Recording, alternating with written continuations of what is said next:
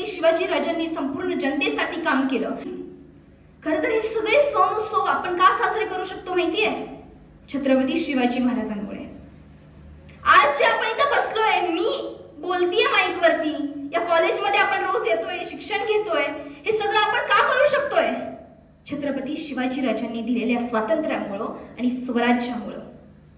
पण दुर्दैवानं आज छत्रपतींचं नाव खराब केलं जात आहे.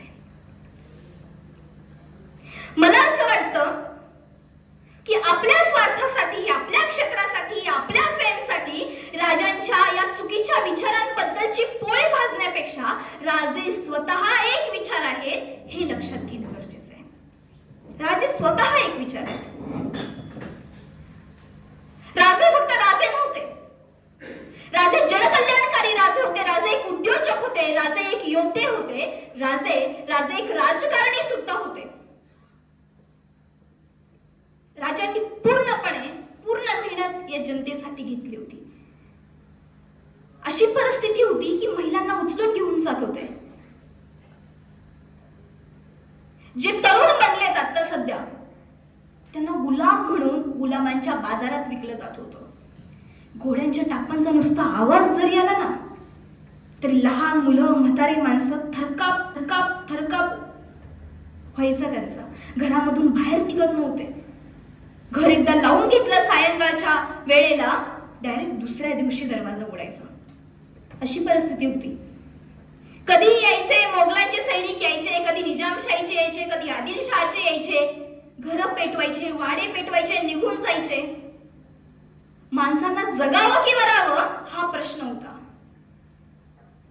राजांपुढे लहानपणापासून ते संस्कार झाल्यामुळे मासाहेब जिजाऊ आणि शहाजी राजांच्या मार्गदर्शनाखाली राजे घडले होते, म्हणून राजांना माहित होतं हे जे सगळं चाललंय ना ते बदलायचं.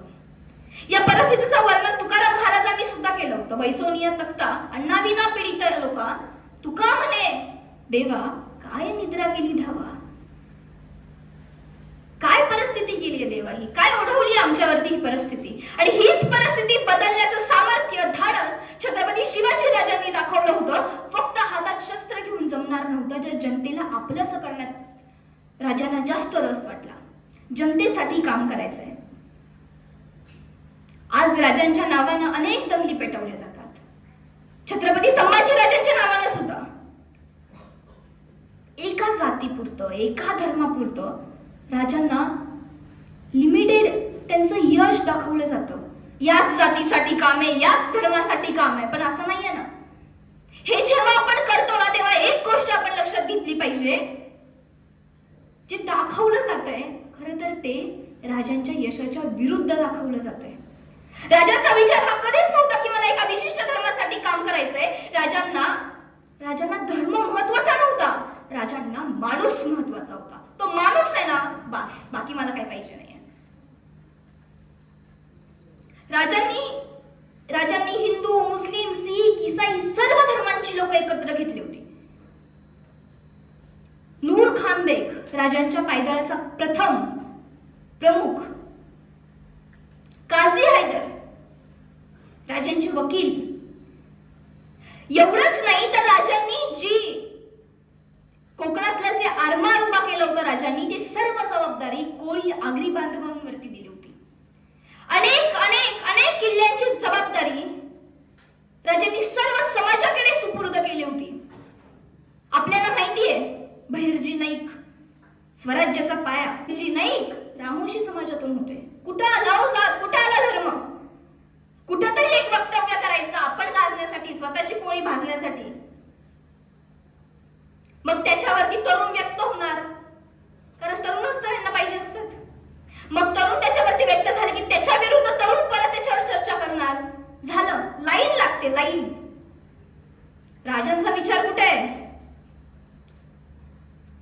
म्हणून राजांचं काम एका विशिष्ट जाती धर्मासाठी नाहीये, संपूर्ण मानव धर्मासाठी आहे, संपूर्ण जनतेसाठी आहे.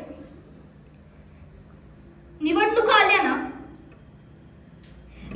आल्या किंवा कुठला तरी काहीतरी संघटनेचं काम आलं, मोठं काहीतरी आयोजित करायचं म्हणलं की राजांचं नाव वापरायचं. छत्रपती शिवाजी महाराज की जय, माँ तुळजा भवानी वगैरे वगैरे. तिथं मत मिळतं, सत्ताही मिळते, पण राजांचा विचार बाजूला राहतो. पण एकदा सत्ता मिळाल्यावर मग राजांचं नाव कुठंच दिसत नाही आपल्याला. म्हणून राजांनी कुठल्या एका विशिष्ट गटासाठी काम केलेलं नाहीये, तर राजांनी संपूर्ण माणसांसाठी काम केलंय, संपूर्ण जनतेसाठी काम केलंय. पण आपण इथं दंगली भडकवतो. एवढंच नाही तर राजांनी गुलामांचा व्यापार बंद केला. आपल्यासारखे तरुण तरुणी गुलामांच्या व्यापारामध्ये विकले जायचे. लहान मुलं सुद्धा. आपल्या देशात नाही, अरबस्थानामध्ये जहाजांवरती लागायचे, गुलामांच्या व्यापारात विकायचे. उरलेले त्यांचे नातवंड, उरलेले नातेवाईक वाट बघत बसायचे.